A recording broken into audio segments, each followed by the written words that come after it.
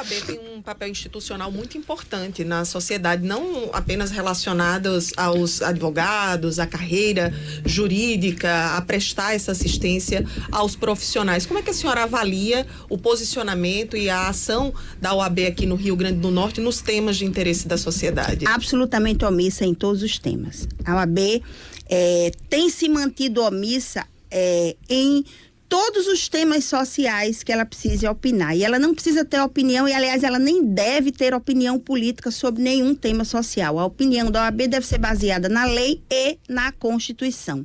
E nem assim a OAB tem conseguido se posicionar diante dos problemas que têm sido enfrentados pelos poderes e pelo Estado e pela sociedade.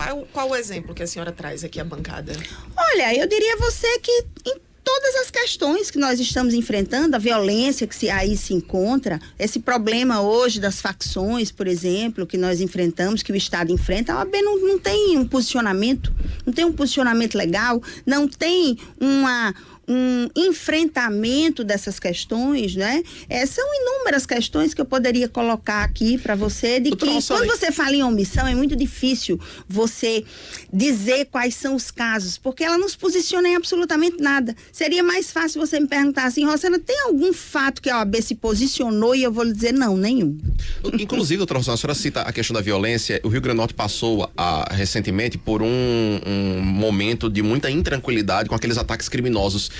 E além de a sociedade ter ficado muito amedrontada naquele período, a própria democracia ficou abalada depois, porque os atendimentos, por exemplo, prestados pelos advogados nos presídios, ficou suspenso por um período relativamente longo. Não sei se a senhora tem de memória quanto tempo ficou sem atendimento. E naquele momento eu lembro que a gente conversava com alguns advogados que se ressentiam justamente de a OAB defender naquele momento que os atendimentos fossem prestados, porque na verdade a gente está falando de um direito constitucional, que é o direito de qualquer pessoa ter ali os seus atendimentos jurídicos, enfim. A senhora citaria esse exemplo como um exemplo de omissão da atual gestão, que não participou de maneira efetiva para tentar garantir que as prerrogativas dos advogados, que os direitos constitucionais fossem garantidos? Sem dúvida. Num momento como esse, é preciso que você isole aqueles presos que são aqueles que participam ou que estimularam esse movimento, mas você não pode proibir que os presos de menor potencial ofensivo sejam também atingidos por uma questão que eles não deram causa. Então é preciso, e nesse momento a OAB, ela precisa ter uma função e talvez uma atitude mais proativa e mais firme para defender que aqueles advogados que ali estão atuando tenham acesso, porque isso é um direito constitucional. E esses direitos constitucionais, eles não podem ser relativizados. Os direitos constitucionais, eles precisam ser garantidos, especialmente quando se trata de defesa. Uma outra questão que eu queria ouvir a leitura da senhora é a respeito da própria violência que atinge os advogados. Nós tivemos recentemente casos de advogados que foram vítimas, inclusive, de atentado, né? Teve advogado que foi assassinado, né, em função dessa violência.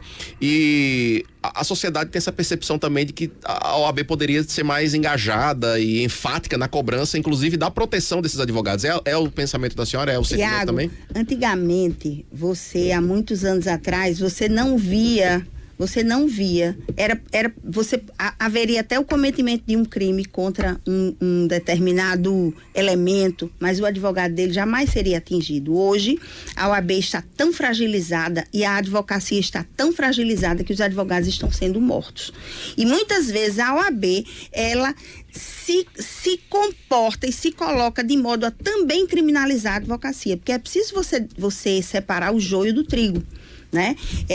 E aí hoje os advogados estão sendo atingidos em razão dessa fragilidade aqui a advocacia se coloca. E não é por acaso que o nome da nossa chapa é OAB Forte, porque somente uma OAB forte fará com que a advocacia se sinta forte e respeitada.